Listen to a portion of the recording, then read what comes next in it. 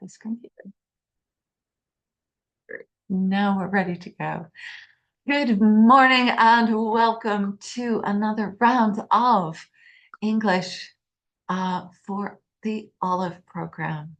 And today is all about paragraphs. So what have we done? We've taken simple sentences and built them into bigger sentences.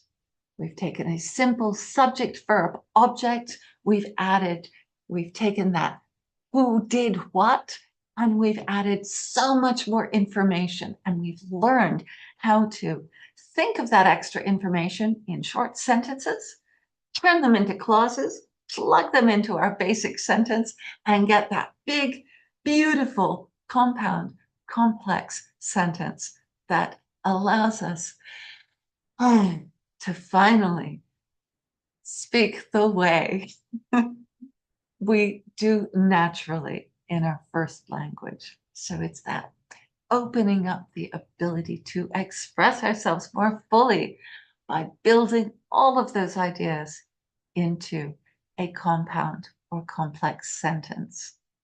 So welcome as always.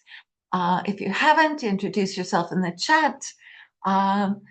Raise your hand to ask a question. If I haven't noticed that you want to speak, do feel free to unmute your microphone when you need to ask or would like to answer a question. I do like to hear from you.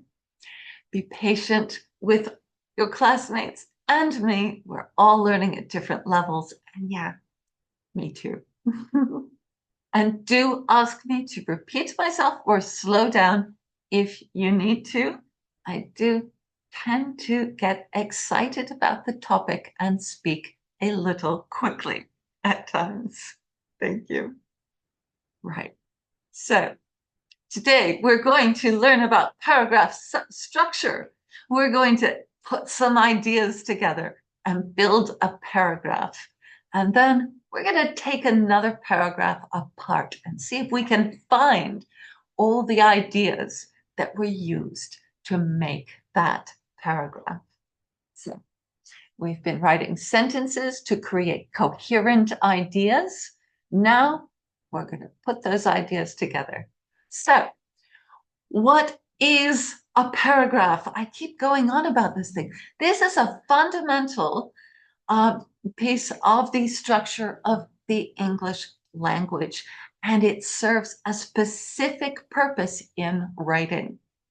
It breaks down and structures the information that you're giving. So if you are writing a 6-page essay, those paragraphs are the key to the reader understanding what you're trying to say and where you're going with it and how you're proving what you're saying.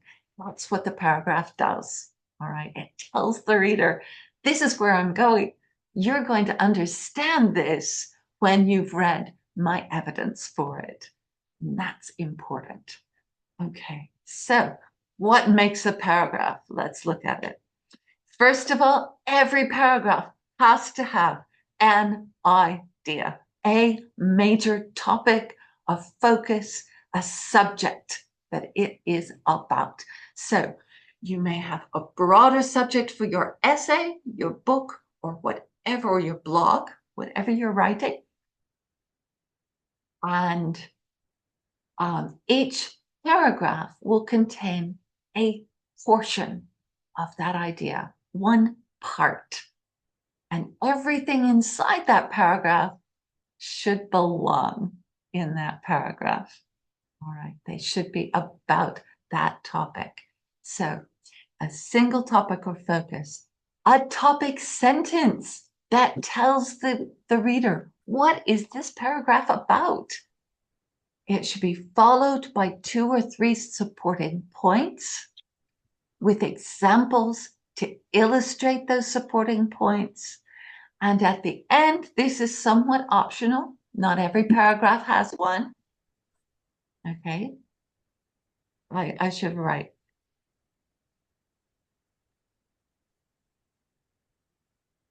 Not always, not always, but most of the time, and for our purposes, we're going to use a concluding or linking sentence. Now, what's the difference? What do you think is the difference between a concluding sentence and a linking sentence? What do you think I mean?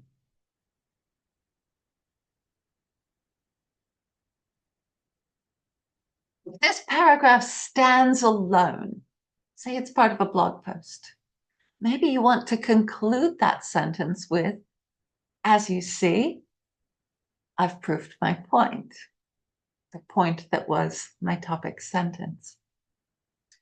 If it's part of a larger text, like an essay, yes, then you want to link, you want to say, how does this idea and all its supporting material, how does it relate to my overall essay topic? And this will be critical in the IELTS Task 2 writing exam. All right, this will give you mega points in the Task 2 writing exam. And I'll show you how that works later. All right. So I like to, if you by habit include a concluding sentence or a linking sentence, you'll never go wrong. Let's just say you'll never go wrong. All right, let's look at it. What's the structure like? Well, there's the structure. You've got a topic sentence. You have points or ideas. You have examples that support that point, and your conclusion. And that's it. 5 sentences, and you're in. Yes. This is literally, yes, exactly. This is all about communication. In English writing, we like a lot of signposts, what we call signposts.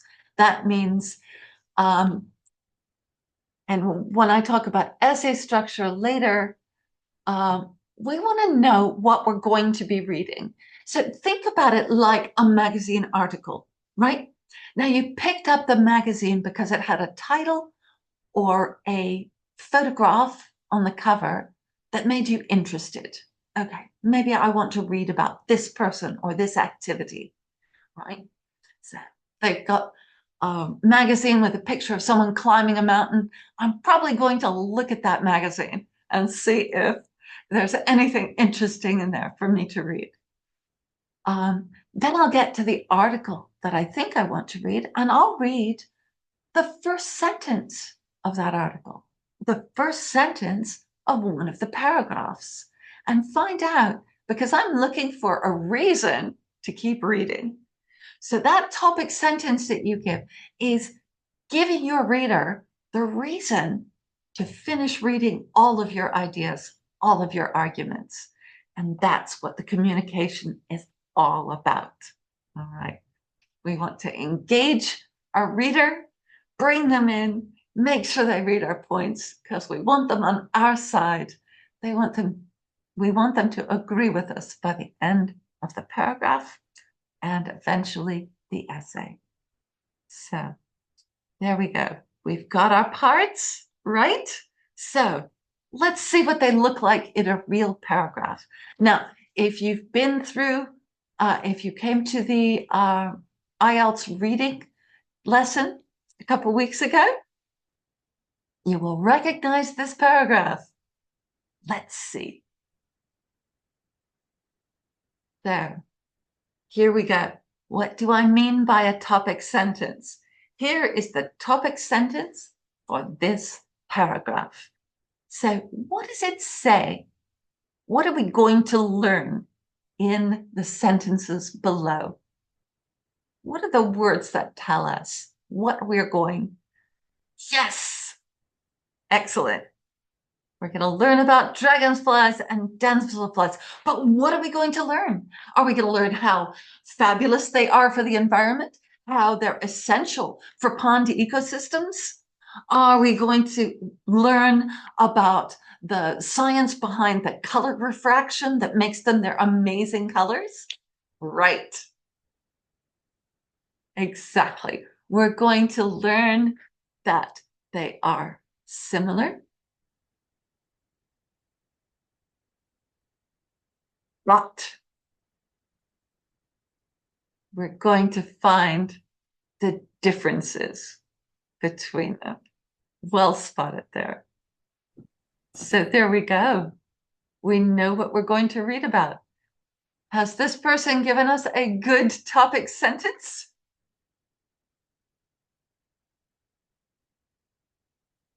So, Anna, how are we going to determine the differences between them?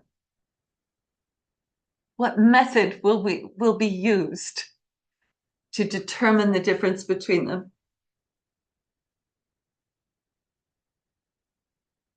What method is the writer going to use? Are they going to use statistical data? Are they going to use analysis of video footage? What method will be used to distinguish between them? Can you find the verb in the second half of this sentence?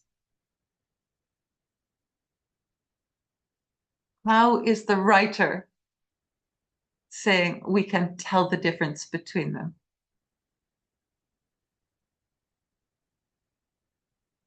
When we look at something, it's a really good word. Nope, we're still in the topic sentence. Don't race ahead.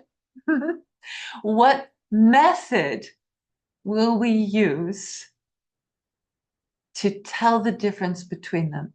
It's in this sentence. So we've got our topic here, damselflies and dragonflies. We know they're often confused.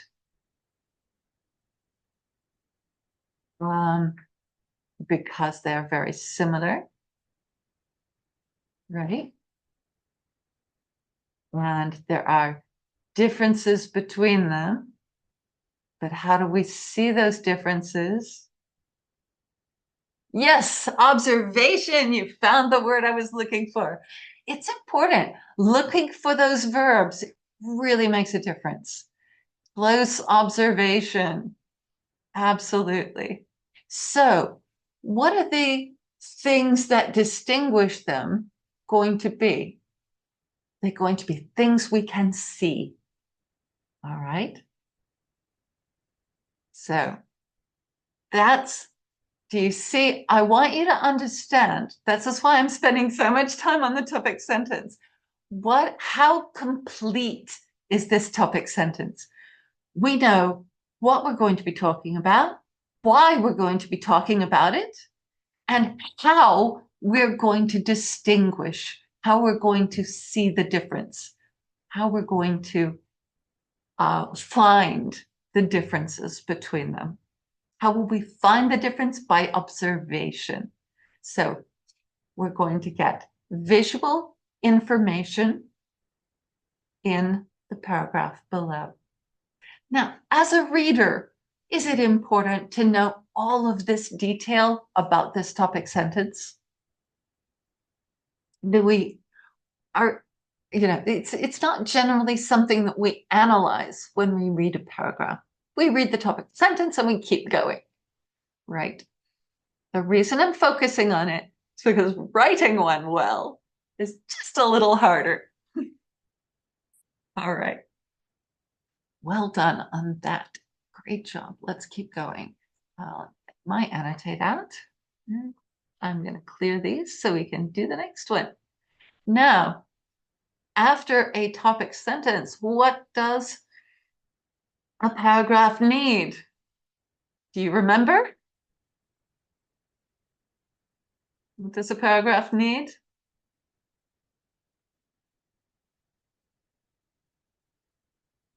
What are we going to be looking for? Well, examples are yes, but first we need something that is going to support that there are differences, right? So we need points, supporting points. Yes, Mohammed, you are absolutely my ace today. Well done. So yes, supporting points or ideas. And here we go.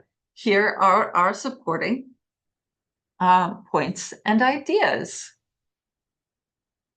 So how they hold their wings. These are the three things that we're good. So observation reveals the differences. So what are the differences? So difference in how they hold their wings, difference in how their eyes appear, and size and flight. Okay, so there are our three ideas, our three supporting points. Yeah, I'm going to, I like that word better on this. So our three supporting points are there. All right. I really want to break this down. This is so important because we're going to build one up. And I wanted to, so let's take a look at how it's built and then see if we can build one ourselves. All right. So what's next? So we've got our points. We know what we're writing about. We're writing about how they hold their wings, how their eyes are, and how they fly. So what do we need next? We've got points. So what are we going to add to make this meaningful? Our examples or data to support those ideas. Okay. So when we're coming up with ideas to write, the first thing we need is a topic. Then we need things that are important or support that topic. And then we need to think of examples that show why these ideas support that topic. All right. So this is the evidence. This is our evidence. Why is it obvious that they hold their wings in different ways? Oh, well, one of them holds them out, one of them folds them back. That's a clear visual difference. And the example is what makes that sentence meaningful, right? So that's what makes that sentence meaningful. Once again, their eyes are not the same. Dragonflies have large eyes at the front, and damselflies do not.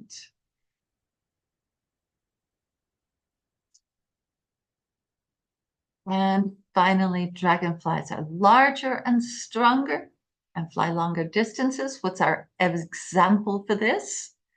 We've got two examples. That's fine. You can put 2 points into a sentence and put two examples.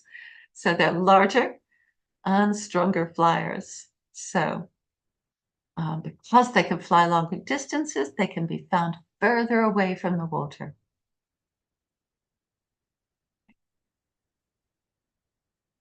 So there we are. Now we can conclude.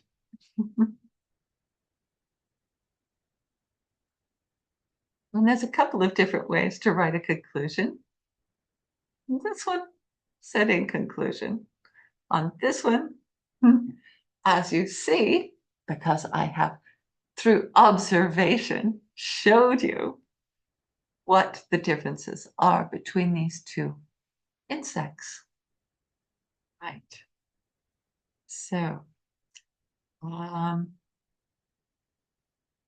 any questions about how we've analyzed this paragraph?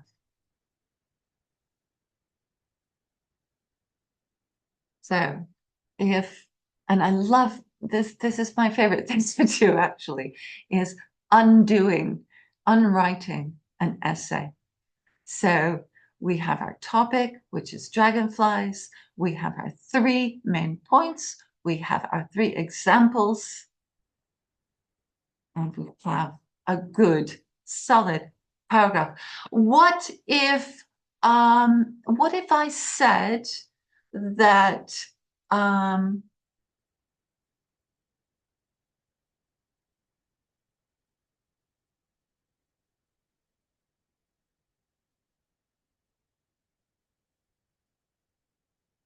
the woodlands, if I'm going to add a sentence, and I want you to see if you think this would fit in the paragraph. The woodlands and fields are um,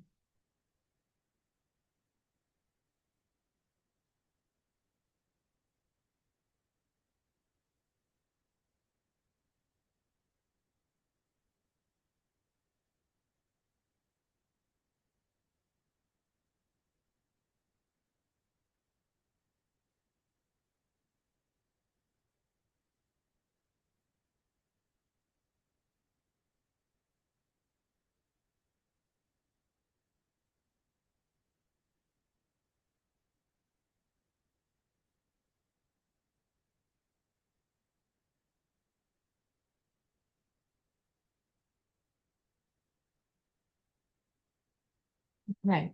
If I added, I'm sorry, I'm going to pull this out as well. There we go.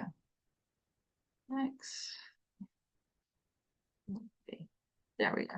So if I write this sentence, does this sentence fit in this paragraph? Do you think this would be a good sentence to add to this paragraph? What do you think?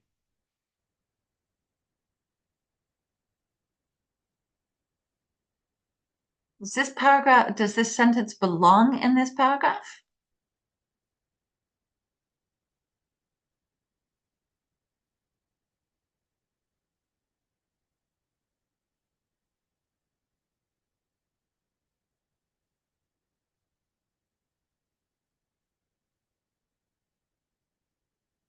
What do you think? Where would you put this sentence if you were going to put it? Would you put this sentence into this paragraph? Thank you. Why not, Mohammed? Why wouldn't you put this sentence into this paragraph? Because that tells the difference between the dragonflies and the butterflies and dam's flies. The get Precise. you got the sentences because of the woodlands and fields are made more lovely by the presence of pretty insects like dragonflies, butterflies, and dam's flies, which means that the fields are made more lovely. So that sentence not belong to the passage. That's the why. Sure.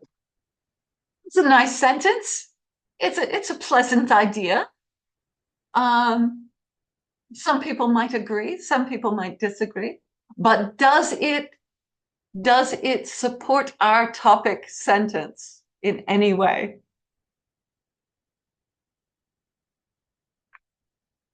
It doesn't have anything to do with the difference between dragonflies and damselflies. So this is what I mean about a paragraph has to have a focus. So you can think of some great ideas, but they may not belong in that paragraph. So that's what we have to be careful of. So, shall we write a paragraph? Are you ready to help me write a paragraph?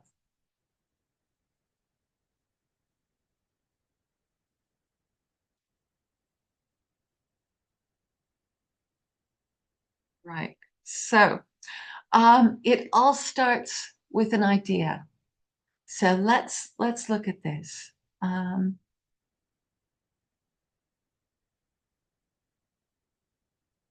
we had a summary or a conclusion. Um, Conclusion is a kind of summary, so no, there's not a huge difference between them. Um, yeah, I would say it's roughly the same thing because you're taking all of the ideas that you've just looked at. So the question is there any difference between writing a summary or a conclusion? No, a conclusion really is a brief summary of what you've already said. That's the point of it, is to summarize without the detail and restate your thesis, your topic sentence. So uh, let's start a paragraph. All right, we've got Wilfred, we've got Mullet, we've got Mohammed. Who else is ready to help me write a paragraph? You can do it. So we had some great ideas, some really beautiful ideas about what does it mean to be kind. Now we can keep working on this and write a paragraph about it. So we can put lots of those ideas together, right? So we took those ideas and we pieced them together into a variety of sentences. Okay, wonderful. So we're right in there. So let's stick with this topic and let's see what we can do. So over here, we're going to brainstorm. That means we're going to just write down ideas. Now, this is super important. Every time you write, try this. Think about what is it I want to say? What are all of the things I would like to say about this idea? And get those ideas down. So lending a hand. That's a great one. Um, uh, Wilfred, what do you mean by what about resume or resume? Is it which one are you? Um,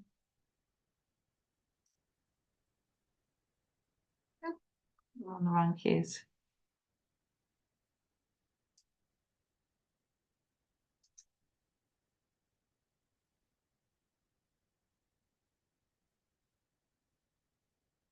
Uh,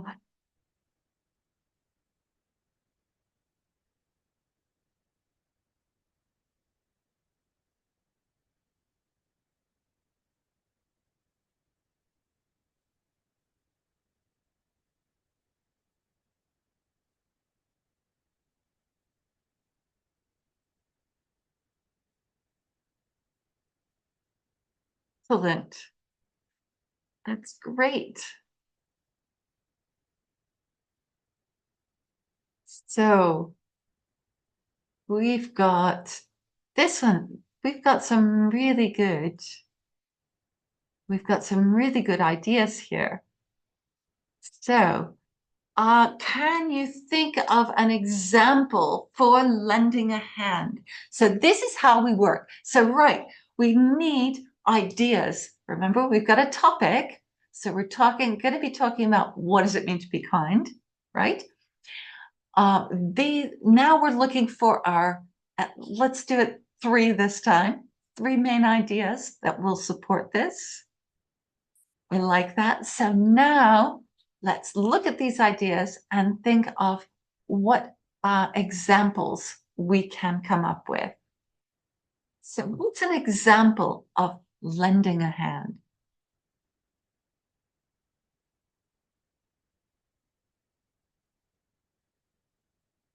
Or if you could think of another one. Yeah.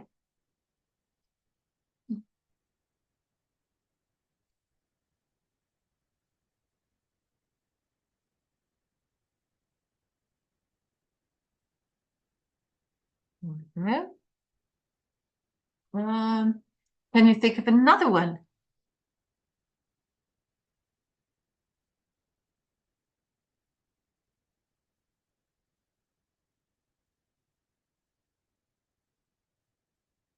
Right.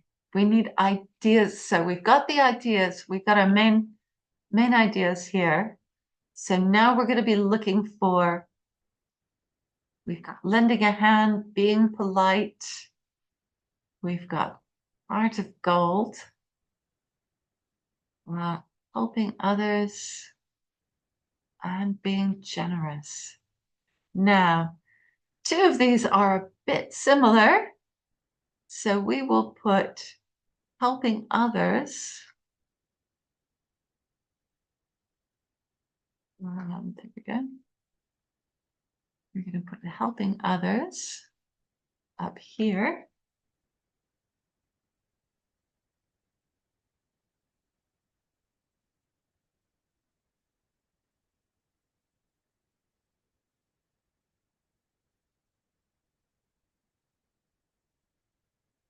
Then we've got being polite and being generous. Yeah, being generous. Down, turn off the bolt. Here we go. Donate.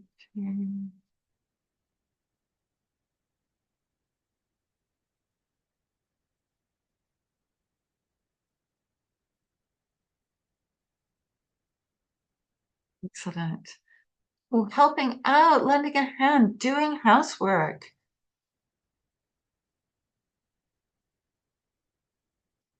Excellent. Very good. An example about being polite.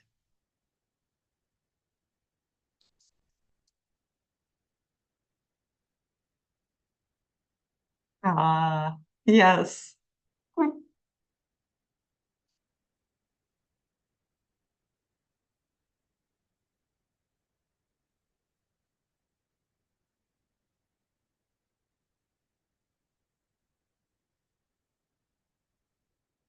Why, yes.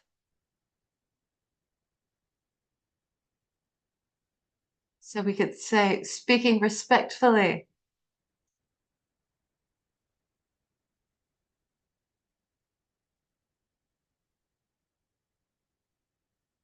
Now, where would you put follow your parents' advice? Is that being polite? Is that lending a hand? Where would you put that, Wilfred? From being polite. Excellent. Okay. Follow parents' advice. Excellent. Good. Right. Very good. Okay, so we've got some good ideas. All right. Ooh, obey general rules. Um, is that being polite, I suppose? Is that where you would put that? What is that an example of?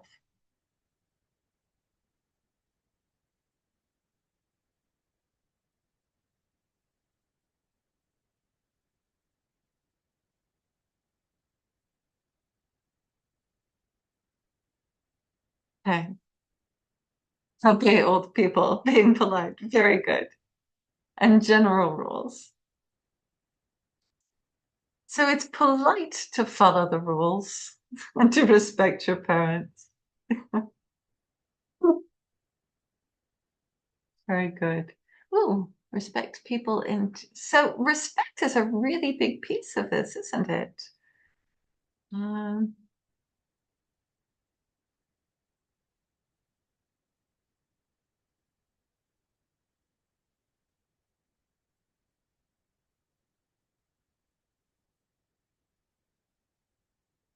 Excellent. Oh, yes. And appreciating.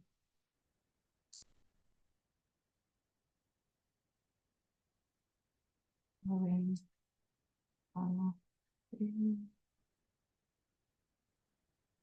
we go. Oh, there we go. Well, okay.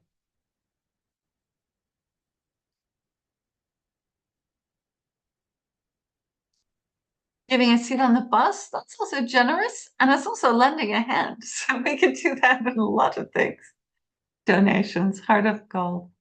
Well, you know what's interesting? If you did all of these things, if you did all of the things in lending a hand, being polite, and being generous, people would say that you had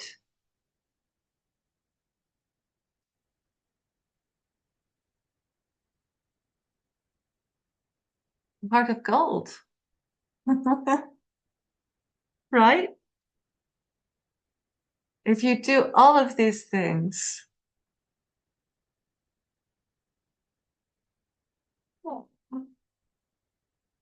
empathy, that's a great, yeah. Well, these are wonderful. So at this point, we can start building an outline. So our topic sentence is going to include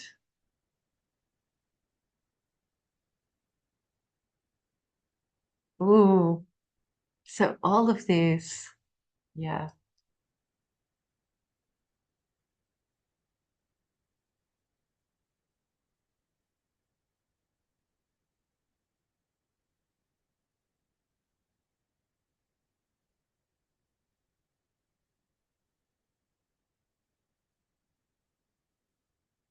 So we could say a person who is kind is said to have a heart of gold. Okay. So, yeah,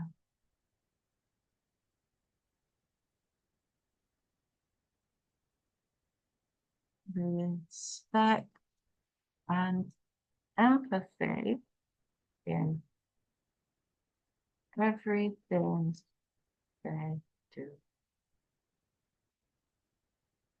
So now we can say they lend a hand, they help others, they help others. And now we can put this into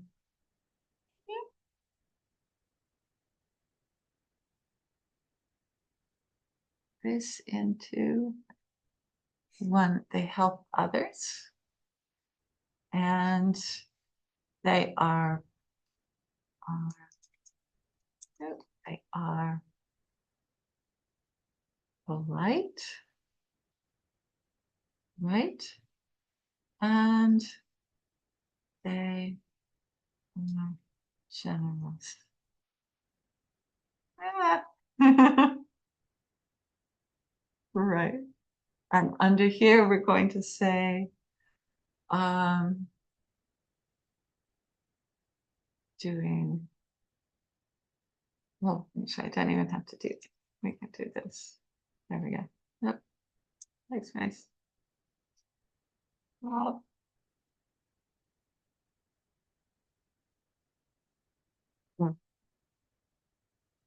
and then,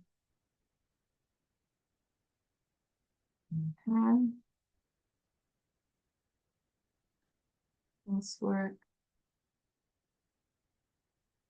learning, happy, right? And then under here, so I'm hoping are you seeing the paragraph take shape? Can you see how this is working? So we're taking the things from this side of the screen and we're putting them into an outline that shows, that matches our paragraph structure. All right. Maybe we don't want to use all of these things. All right. But we can use many of these. Are polite, respectful of other people, and parents.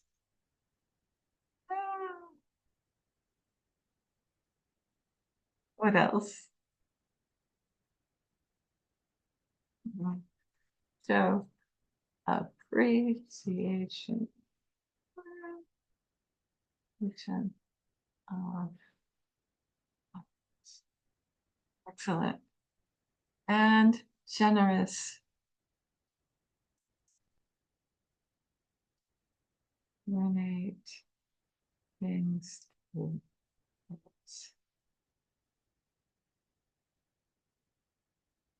need. Oh, we had another one. Oh, I love the shoe. Even giving away things to balance.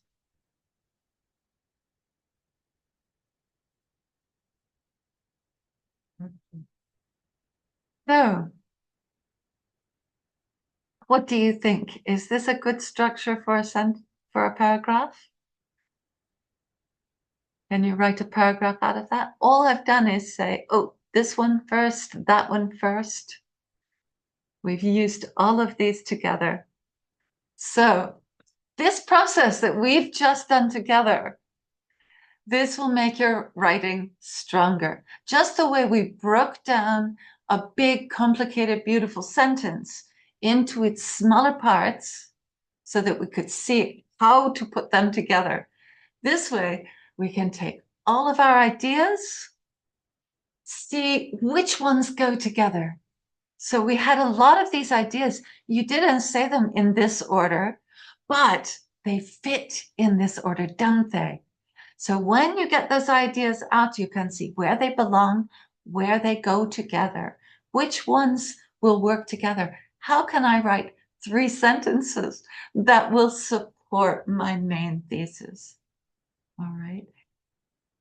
This work, people think that writing is what you do when you're typing. Most of writing, half of writing, is what you do before you start typing, when you're just having ideas. And writing ideas down helps us remember what we want to write about. So now the challenge is to make these into each of these sections into sentences that support our topic. And then, of course, we can put in a conclusion at the end about how these functions are signs, yeah, of a heart of gold.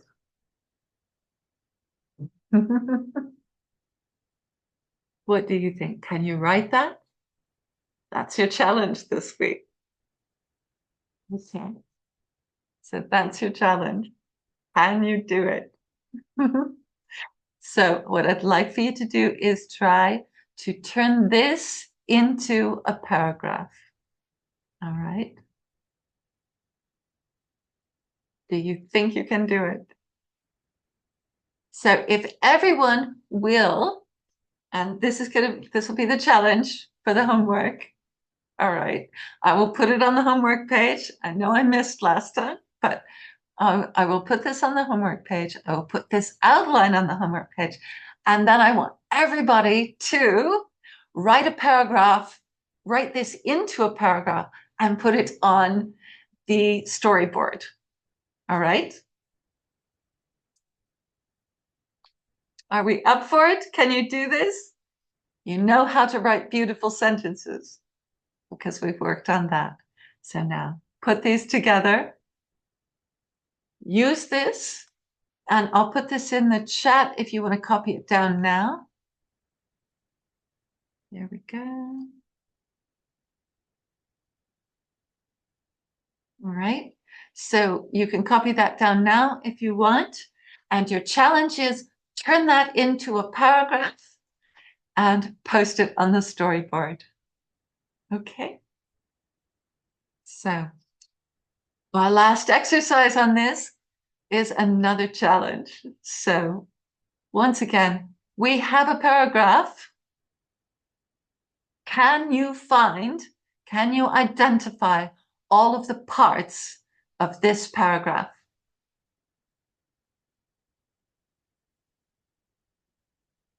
What does it mean to be kind?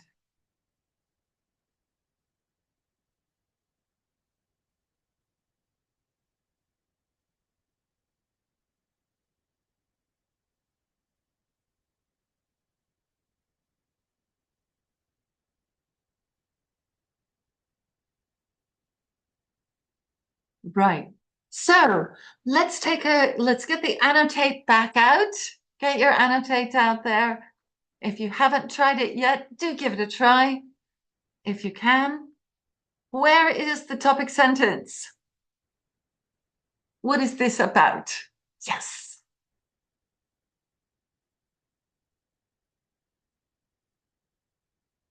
What word has this person used to introduce the first supporting idea? Yes. That is called signposting. All right. It's really important. It tells your reader what you're going to talk about. Remember that when you're writing your paragraph. Okay. And what is the example that they use?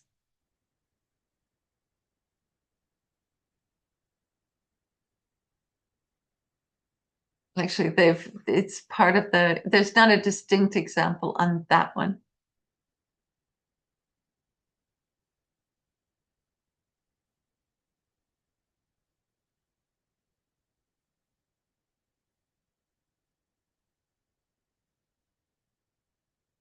So growing prosperity is our first idea. What's the second idea?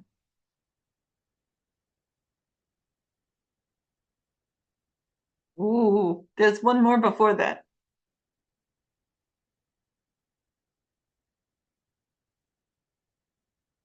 We've got falling birth rates, increasing the level of investment in each child.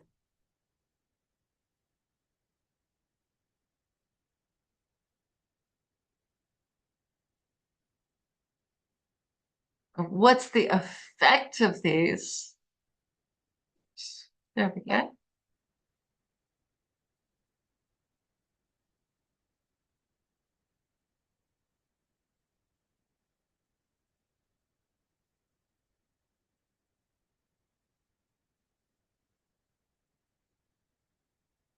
Therefore, yes, therefore and furthermore are more signposts. Yes, at the same time, uh, sorry, that's a really bad scribble. At the same time is introducing the next idea. So these are all of our signposting language. First, at the same time, therefore, and furthermore.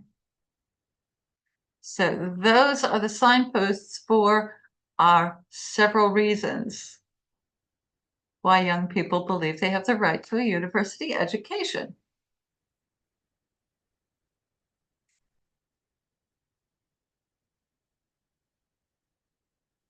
Is there a concluding sentence or a linking sentence in this particular paragraph?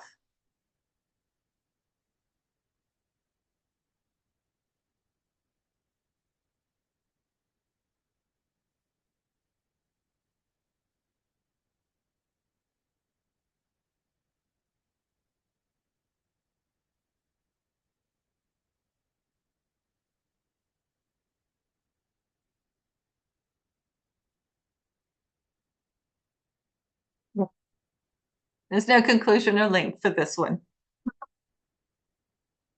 Very good.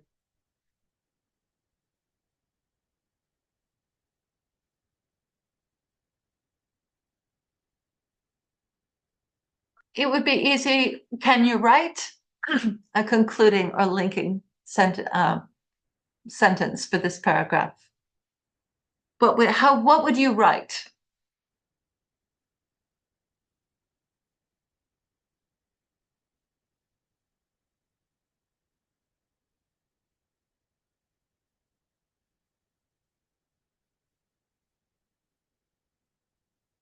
What is Mohammed? What is typically for? Um, to conclude. Yep, you could say. Okay, how would you write the conclusion? What would you say?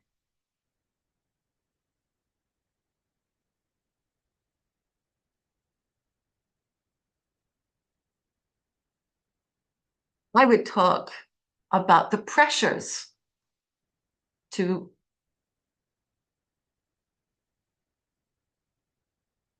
and the social pressure, combined pressures that create the demand for a university education.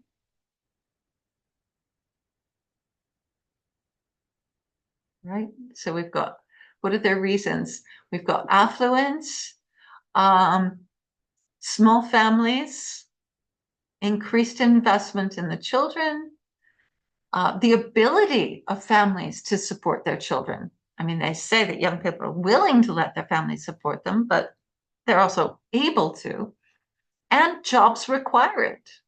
So why wouldn't they think they have a right to a university education, right? So that's a way. So think about how you would summarize the reasons in this paragraph.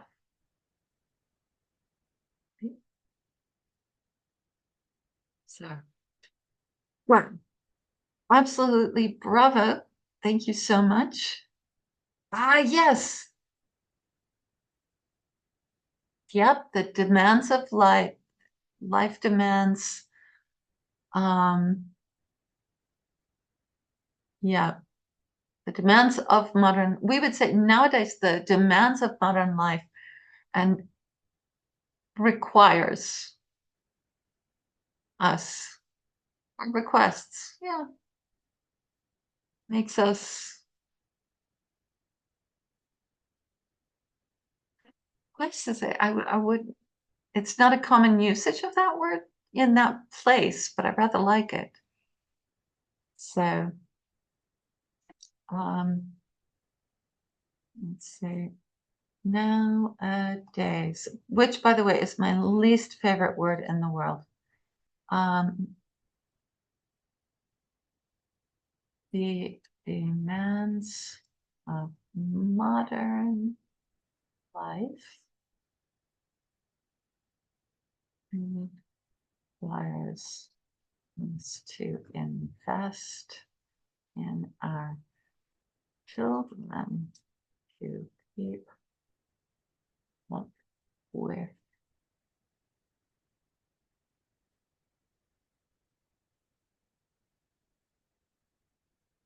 changes. And so paper.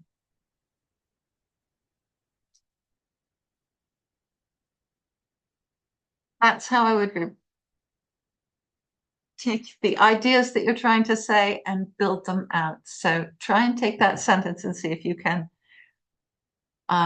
see how I did that. All right. The last thing I'm going to do before we break for 5 minutes is bring us over to, sorry, I've got to clear all the drawings to do that. I'm going to bring us over to the British Council grammar site. Um, I gave you links to this before, and let me get rid of that. And I do recommend, if you have not, please use this site to check your grammar understanding. All right, especially if you've got an IELTS in your future. Please use this site to check your grammar understanding. They're very quick lessons, and you can go through them and say, yep, I've got this one down. Oh, wow, that one's a little confusing. Maybe I need to focus on that. All right. And then when you read in News and Levels, you can look for these kinds of grammar constructions and see how they're doing them. just to be aware of them. And don't forget to go to the BBC 6 Minute English, find something, listen. The more you listening is super important because the more you listen, the more you start to hear what is correct. All right. I'm finding this with my German. It really does work. The more you listen, the more that you get sort of a background, deep brain understanding of the grammar, which is how we learn grammar in our first language, as children. No one sits us down before we're allowed to say, I want a cookie. We hear it and we repeat what sounds correct. Right. So the more you listen, the stronger your grammar will be. So go to those 6 Minute English. Where is it? Is that the one? Oh, this is a fun one too. I'll put this link in as well. I forgot about that when I was showing it to someone else the other day. Um, but so that's the English we speak. But what I want is, yeah, 6 Minute English. So, but you're familiar with this one, backup one. Yeah. Oh, well, everything's going to be crazy. There we go. 6 Minute English. So don't forget to go there. Listen, listen, listen. The more you do listen and read at the same time, the stronger your grammar will be because it will just be deep loaded rather than trying to remember the details of how to use the grammar. You will hear what is correct and do it more, and it'll improve your writing. Oh, which link? Which link are you talking about, Kara? I'm going to pause the recording now, and we will meet back up in 5 minutes.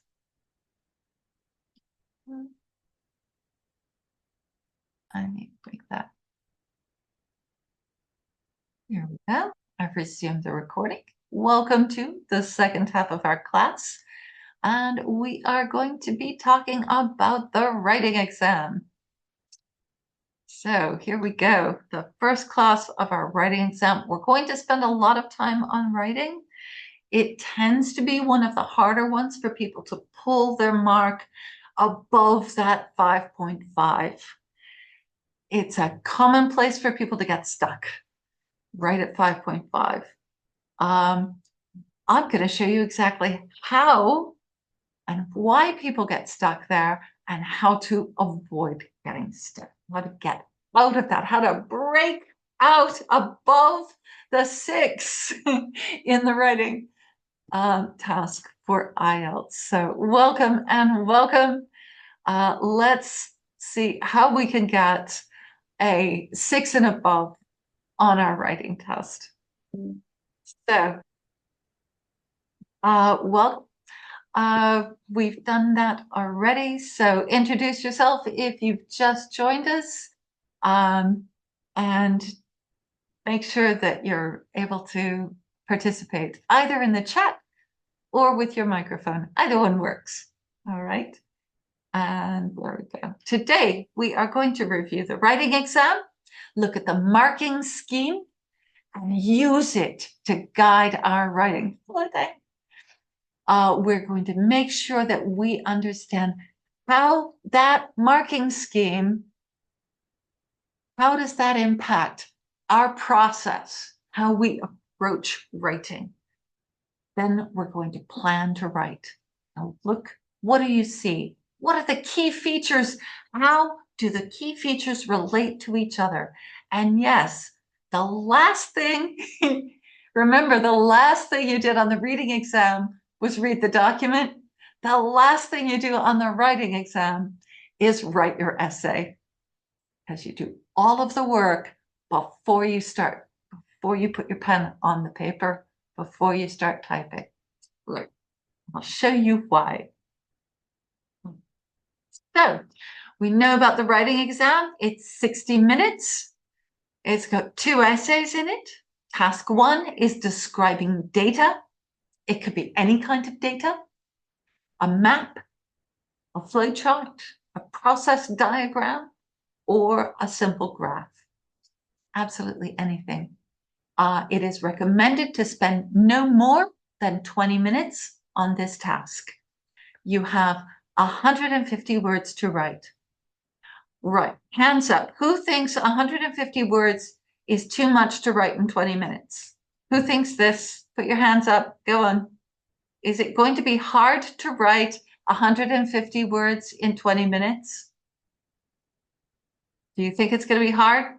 Is getting to that number going to be the hard part?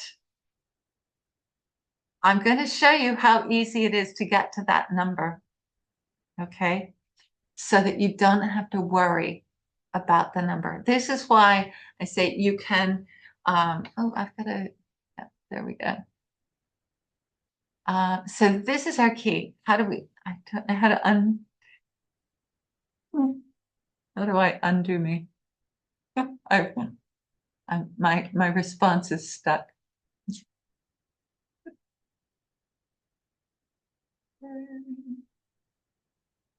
No, I don't know how to stop my own reactions. Oh well, hopefully it'll go away.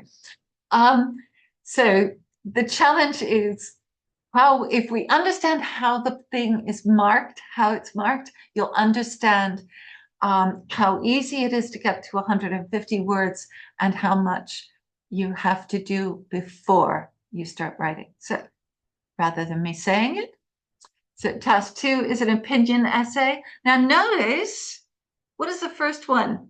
Describing data. Do you think you need to express an opinion in task 1? Are there any opinions in task 1? No. Purely describing data. Save your opinions for task 2. That's when we need them. Good. And like I said, the word counts. If you fulfill everything you need to do for this exam, you will have more than enough words. Wilfred, the data is going to be, yes, I will show it to you, but by the end of this class, you'll understand exactly what it is you're trying to describe. Okay? So data is anything. It's numbers, it's information. Okay, so you're describing information without an opinion. So 150 words. Describe what you see. No opinions, only analysis. So you look at the chart. The data are these numbers. How do each of these relate to each other? Right? Same thing with the process flow. This is a flow chart. What are each of the stages in this? Each of those stages is a bit of data. And how do they relate to each other? Okay. In the structure, so like our paragraph structure, this essay has a structure. There will be an overall statement. And I want you to, this is the only time I'm going to say memorize a word and use it. You're going to describe, okay, I've got a bar chart here. Right, so the bar chart below shows types of school supplies, 5 different types of school supplies, and the numbers of those supplies in a given location. That's it. I've just described that chart. The overall statement is, what do you immediately see in this? So overall, pencils are great and vastly more prolific, available than sharpeners and erasers, and pens are the least available. So that's an overall statement. So you need a clear and complete description, an overall statement, a key features paragraph. What are the main points? You see that, oh, the main points. And then analysis. How do these relate to each other? That's it. Okay. So how is this assessed? Right? So that's what you've got to write. How is it assessed? This is really important. Lexical resource, that's vocabulary. Okay. I'm going to put translations up here because this is the wording they use. So we have vocabulary. Everyone worries about their vocabulary. Sometimes they make the mistake of memorizing words, right? Everyone worries about their vocabulary. This means vocabulary, okay? And everyone worries about their grammar, right?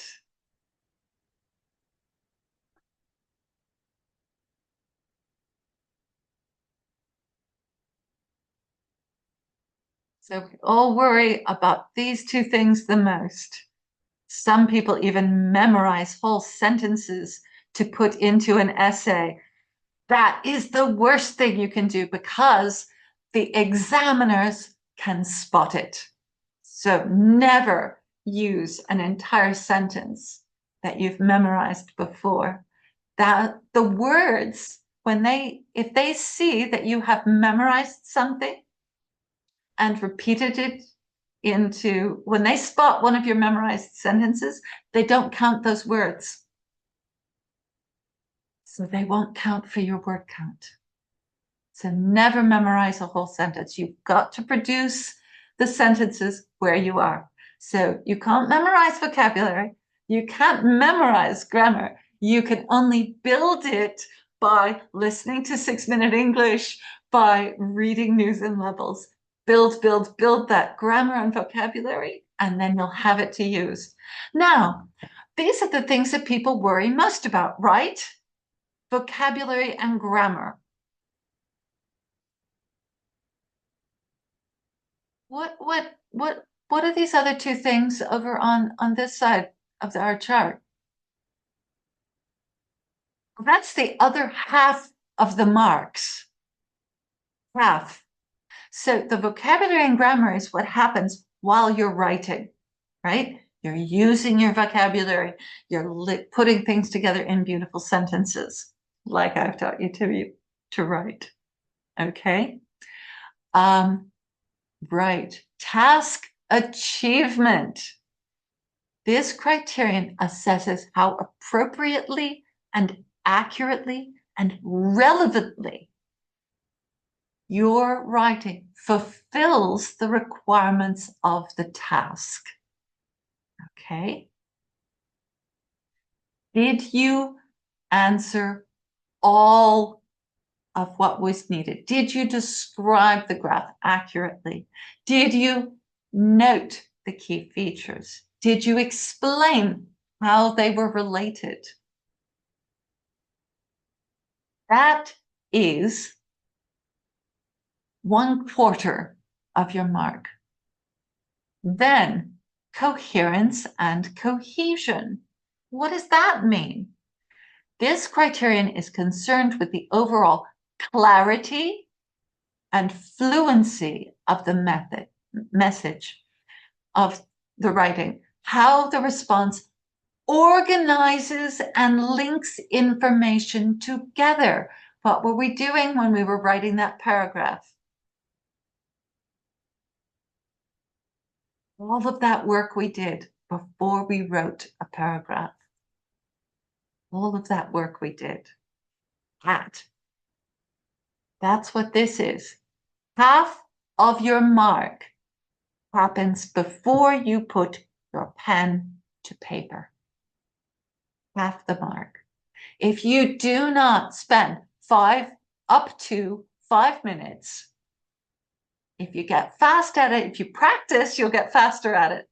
But up to 5 minutes planning exactly what you're going to write, you will lose half your marks. And this is how people get stuck at a 5.5. All right. Why is that? Let me show you.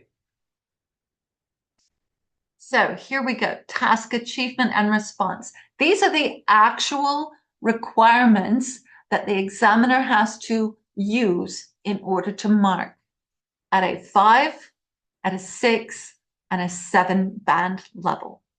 And here is our first half, that part that no one pays attention to in their preparations. This is why planning is critical. All right. So look at this. Let's just look at this. I'm going to, yeah, I'll use the annotate for this. All right. So if we look at, let me get this straight line so I don't scribble too much. All right. Are you starting? Are you reading? Can you see what I'm going to be talking about? What do you think I'm going to be talking about? Generally addresses the task, addresses the requirements of the task. So what's the difference between 5 and a 6 on addressing the task?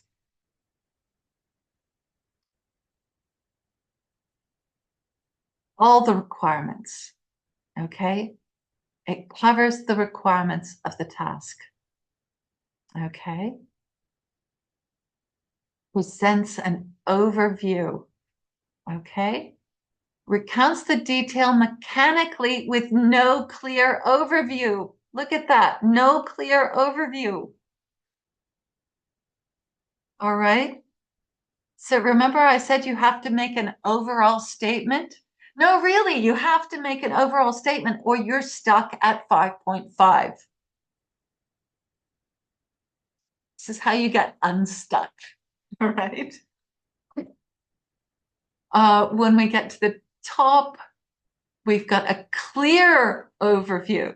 Okay, so we've got at level 6. So if you've got an overview, all right, if you've got an overall statement, then you're already gone from 5 to 6 just with that word in your sentence. If you've got a clear overview, a particularly good one, then you're up in Sevenville. Okay? I want you all up in the sevens, all right? I would rather you aim higher than lower. Okay? And clearly presents the highlights and key features. All right? All right, no worries. You can see the rest of this. We're off until September now. Okay. But please communicate on the Padlet boards. Okay. Thank you. All right. So there we go. So addresses the requirements of the task. That's how we get up there. Coherence and cohesion. So we've gotten there. We've got all the information that we need. What do we need to do in order to get the other quarter, missing quarter of our mark? We need to arrange the information and ideas coherently. Notice in level 5, some organization, but no real pattern to it, okay? And this is what really happens if you do not plan. Look at that word. I really want you to see that word. That is an important word, all right? Repetitive.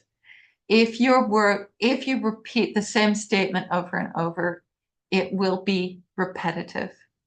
Now, if you remember in the paragraph outline that I did you notice that I only used a few words? I didn't write full sentences. That's really important. When we write a plan, we always want to use just a few words because if you write full sentences when you're planning, you will simply repeat those multiple times in your writing, and it's not and that will actually lower your mark. Notice repetitive is a problem. We do not want to be repetitive in our writing at all. All right. And here we are up at the sevens, logically organizes information and ideas. That's what we did in our paragraph. That's what we're going to do in this writing. Now, can you organize it in your brain? Do you think you can organize it in your brain? The minute you start thinking about the grammar, all of the ideas you thought of are going to go straight out of your head. All right, you really need to make notes and write a plan. A written plan will get you there. And honestly, every IELTS essay that I've ever been handed, I can tell within the first 3 seconds of reading it whether they wrote a plan or they didn't. It really makes that big a difference.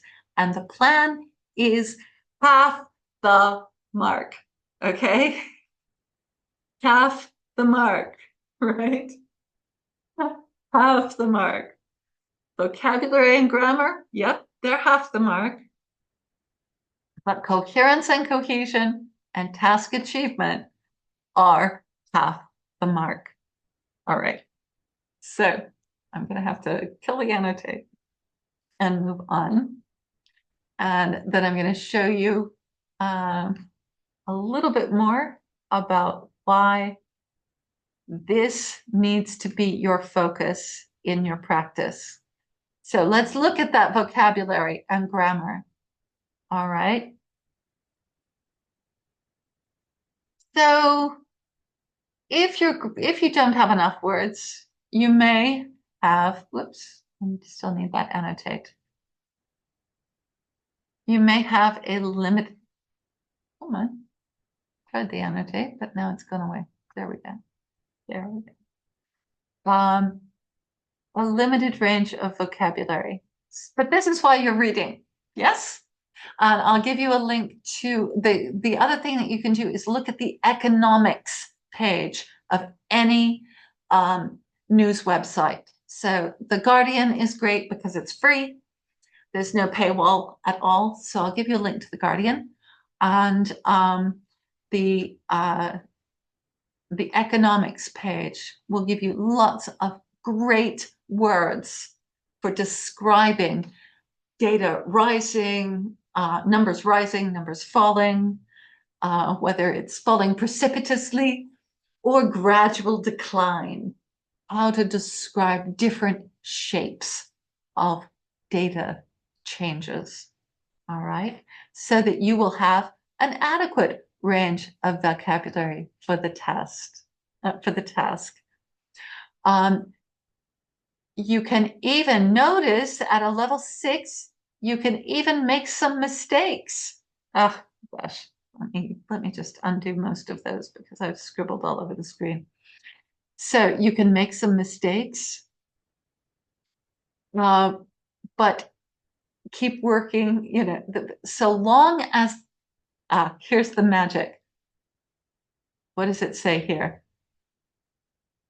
They do not impede communication. That's the key. And that becomes the measure of your vocabulary and your grammar. You can make errors, but they still understand what you mean. Notice at level 6, make some errors in grammar and punctuation, but they rarely reduce communication. Now, so far, everything that people have written that I have seen in the chat when we were working on those paragraphs, and I'll give you more feedback if you put your stories on the storyboard. So write those paragraphs and I will check things.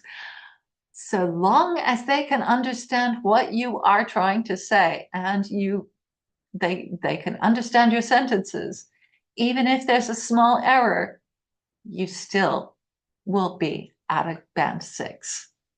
In fact, errors are allowed all the way up to band 8. Okay?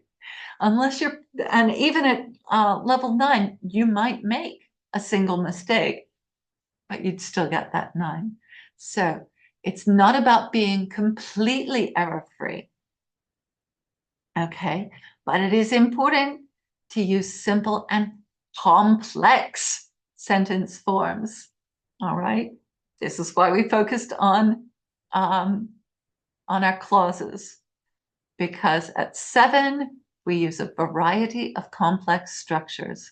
That compound complex sentence structure that we've been working on all the way to now, that's what gets you your marks. That's what brings you up to band 7, all right? Some of your sentences, frequent, ever-free sentences, may make a few errors. Okay, so do we need to worry about our vocabulary and grammar? What do you think? Do we need to worry about these? What's going to raise our mark the fastest? Can you see? Yep, you can speak. Just turn your mic on. There's only a few of us. Go right ahead. So this is why, hopefully you see now, this is why we're going to focus on our task achievement and our coherence and cohesion.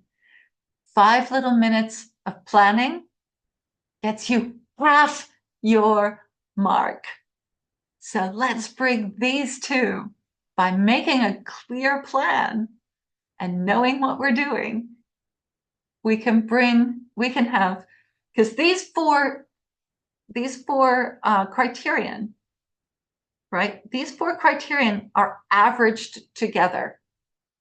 Okay, so even if maybe you made one more grammar error than you thought, and one of your sentences is a little confused and they can't quite understand it, and maybe that brings your grammar level down slightly. If your task achievement and your coherence and cohesion are up at 7, you're pulling that right back up. You've still got your 6.5. All right. So that's how it works. That's why these 2 criteria are so important. So now that I've spent most of the class banging on about that, sorry, but it's just so critical. So let's look at how time management works. This is the first question most people ask me. Anybody who starts with me preparing for the IELTS are like, oh yeah, I really want to understand about time management. You know what time management is? Planning your writing. That 5 minutes where you spend doing exactly what we did on that last paragraph in the last class, up in the English class when we wrote that paragraph. What we did there, we put ideas down. We put those ideas together into categories, right? That's the cohesion, exactly. All right, so now that we've done all of that, let's look at the data. Sorry, Wilfred, I told you I'd get there eventually. So 5 minutes to highlight the key features. We're going to look at this. We're going to describe it. We're going to see what's most important. We're going to look at the relationships between them and decide what order we're going to write things in. And then we put our pen down. We're going to describe that graph. We're going to write our overview, our overall statement. We're going to use the word overall because Jan told us to, and we're going to use that word to remember, yes, I have to make a, because what's that overall statement going to do? Yeah, that's the difference between a 5 and a 6. You got it. And a clear one gets you to 7. So we're going to start our next first sentence is going to be a description of what we see. Second sentence, overall, what does the data show? And then we're going to write a paragraph highlighting the key data points and their relationships. And then we have a few minutes at the end to reread what we wrote from the bottom to the top, never top down. There's actually a neuralink that causes that to work, to check our grammar and spelling. And you will have time to spare if you practice doing this. Okay, so let's look at our first graph.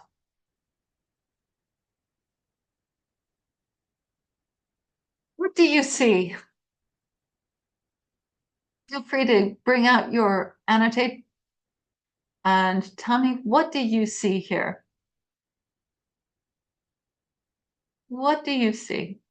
What is the data? What kind of data? What is it describing? So I want you to read the labels. Yep, we've got stock prices. Exactly. For which companies? What kind of companies?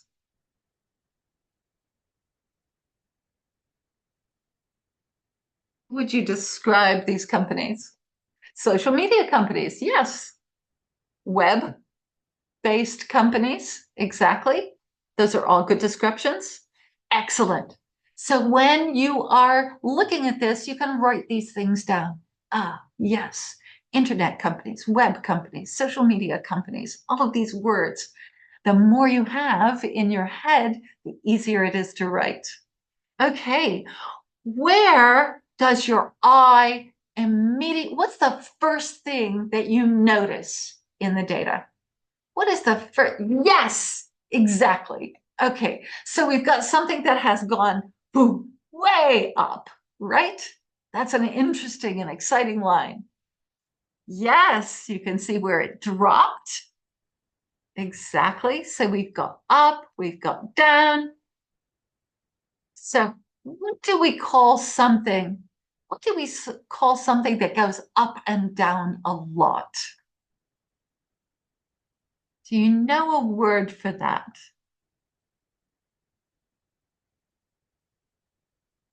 Fluctuation? Yes. We also call it,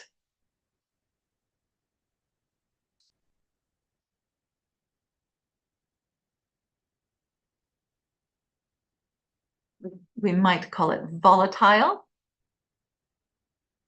when something goes up and down a lot. All right.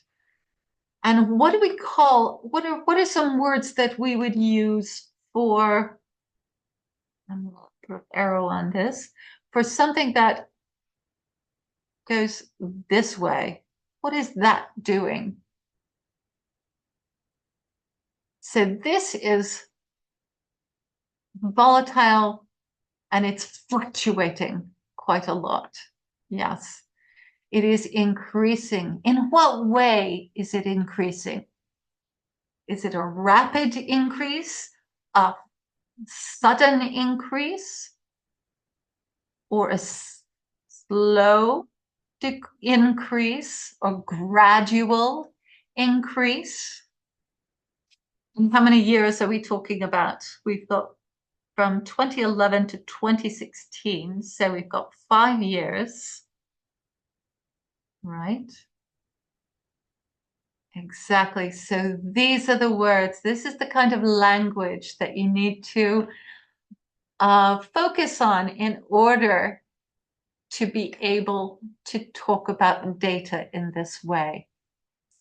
Right. Yes, gradual. How about this line? What's it doing?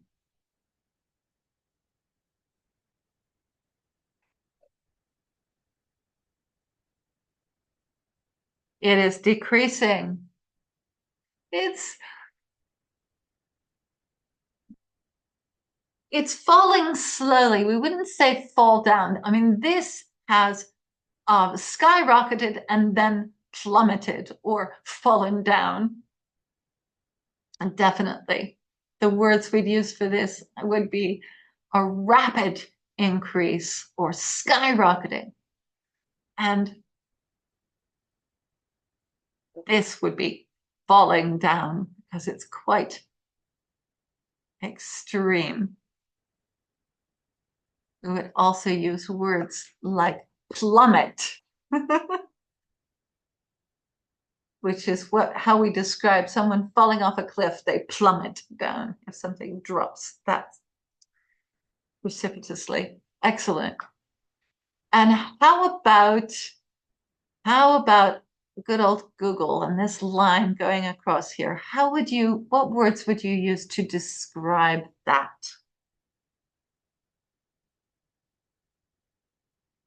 Yeah. Constant, steady. Excellent. Excellent. You could say it remained unchanged over the course of the time. Excellent. Really good. Okay. So our key features are going to be back to scribbly and change my color to green. So the key features are going to be that point and that point, that line, and that line, and this line. Right. So we've got 4 key features. It rockets and plummets, got a gradual increase, gradual decrease, and a steady state. Very good. Yes, it does fluctuate. Fluctuate would be more likely to be applied to something that if we had another one that went like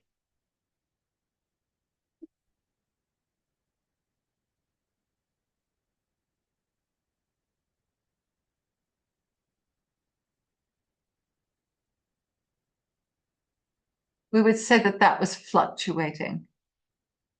Okay, because it means moving but not really changing.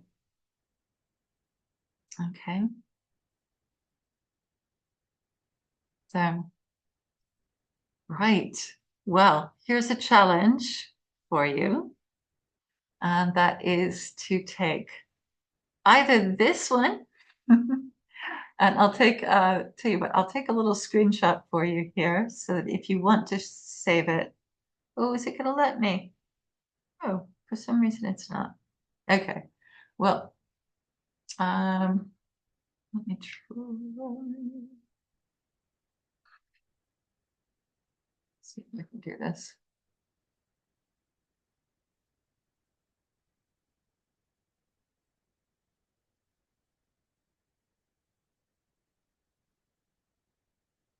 Well, it's not going to do it. Okay, it won't let me do it. I will copy these into. I've got admin restrictions, can't send the file. All right. So we've got this one, and so you've analyzed that. I'm going to close that, and we'll look at another one. Come on, there we go.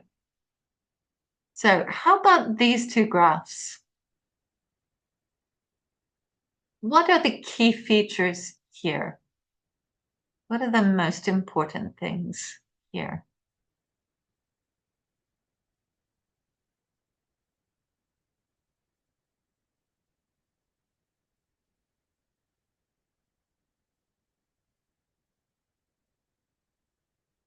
So once again, you can scribble on the board. So what are we looking at? We've got the year 1985 over here and 2005 over here. What has changed? What is different between these two years? what would you include? What would you talk about in your overall statement? Yes, exactly. So rice production in Japan has drastically increased. Our description is going to be the two graphs, basically, will be a restatement of this. What we'll do is for the description, we will restate this um, this sentence. So we need to paraphrase it. If you repeat it, it won't count. If you simply copy that sentence, it won't count in your word count. So yes, we're looking at percentages. Exactly. Um, Whenever we've got a pie chart, we're looking at percentages. So we could say that um, both China and China and Vietnam went from producing more than half, actually more than a third of the total rice production to less than a quarter.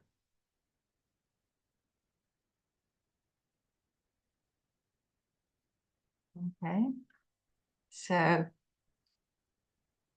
China and Vietnam went from producing more than a third each of the total rice growth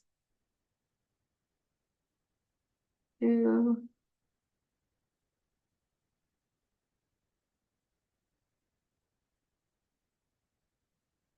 less than market.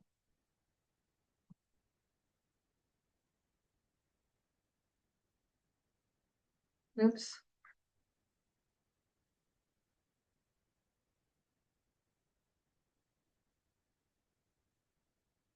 But they're 1985. So this one is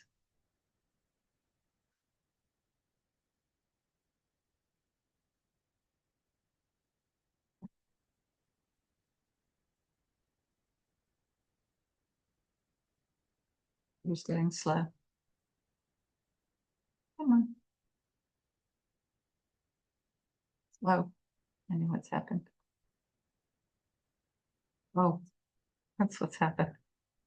Can't do two things at the same time. There we go. Text box. Come on. There we are. So we've got 1985. It's written down below, but it's hard to see. So I'm going to put these on. 1985 and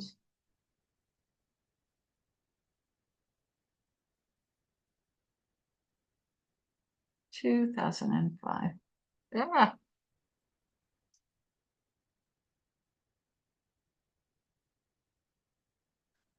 So those are the years that each of these show.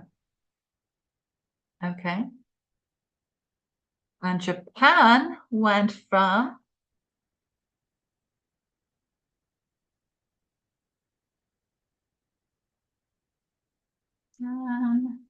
went from growing under a quarter of the total to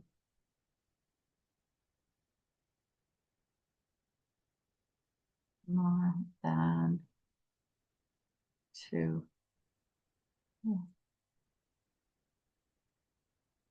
Two.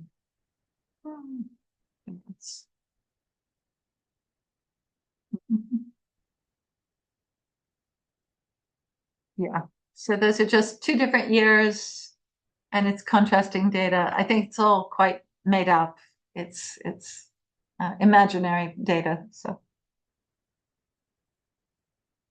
all right. So, let me just very quickly show you the yeah, is that working? Yeah. Show you the websites that I want you to use to keep practicing. The most important is going to be the IELTS Academic. And let me get there. Yeah. So I've got let me just get rid of the annotate. There we go. There. There we go. So, oh, no, that's not the one I wanted. There we go. Yes. So this is the IELTS Academic. I know that it failed on the reading at one point, but I've redone those, and make sure that you've got them. This is a wonderful page. I'm including the link below, and here you can find examples of how to work on a line graph. Okay, so here's a task question. All right. So what I'd like for you to do is look at that graph and try writing that structured response. Now there is a model answer down below. Try writing your task before you read the model answer, or read the model answer, put it away, and then look and try and write your own. Yes, I will. I will send the link in the email. Oops. Wait, wait, wait, wait, wait.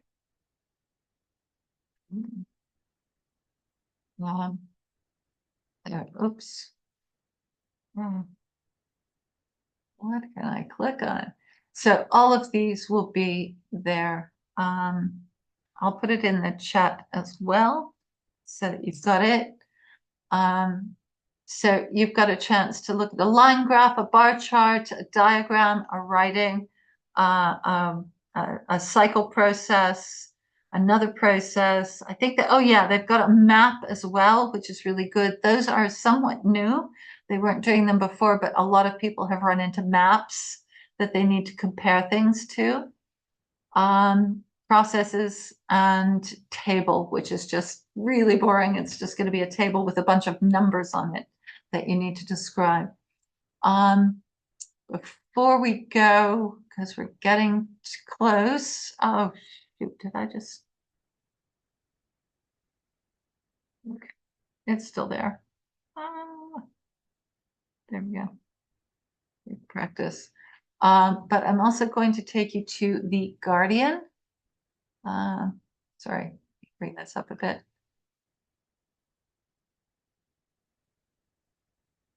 So the two places are the Guardian and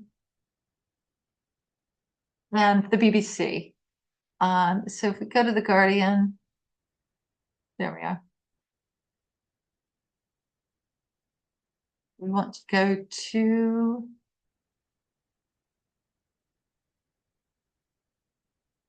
possibly global development. Sorry. Yeah. Let me just do the BBC.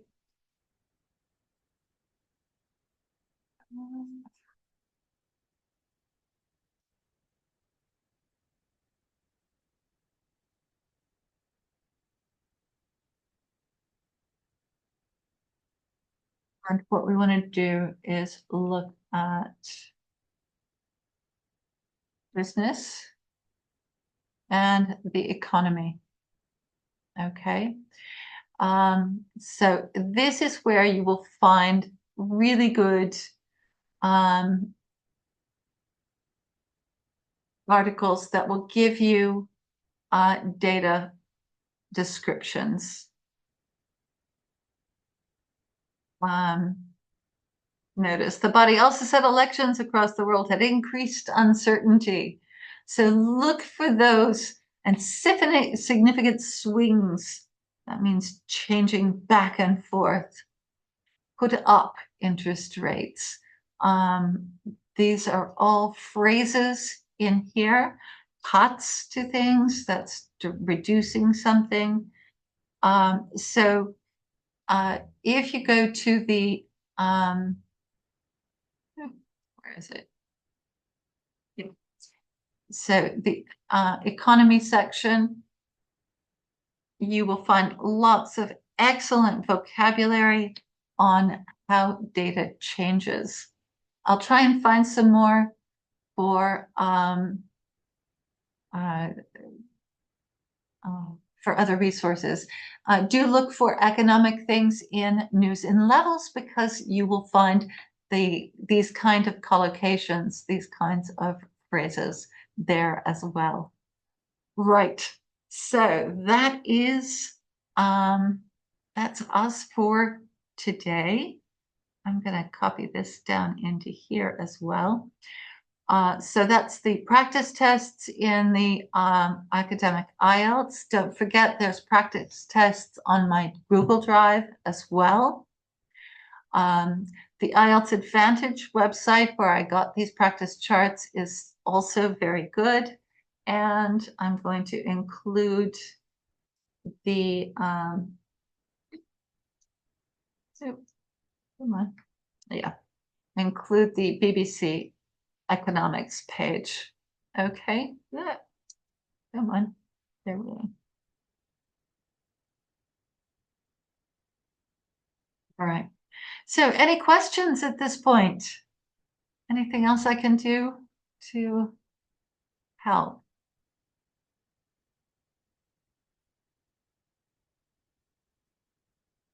Good, good.